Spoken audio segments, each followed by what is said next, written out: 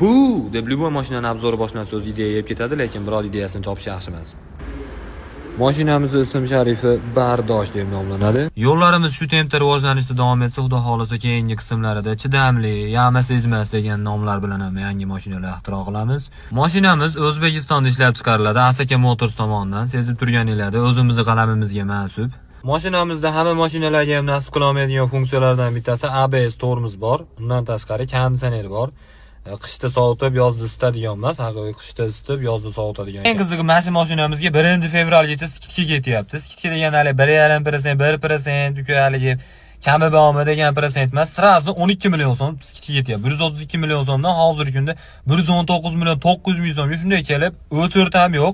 Shunday kelasiz, olib chiqib ketasiz. Hech qanaqa o'chirt hali oyda oxiriga chiqib qolar, monni chiqib qoladi, kutyapti degan gaplar yo'q. Sразу kelasizlar, aka mashinaga keluvdi desanglar, sразу kalitni berishadi.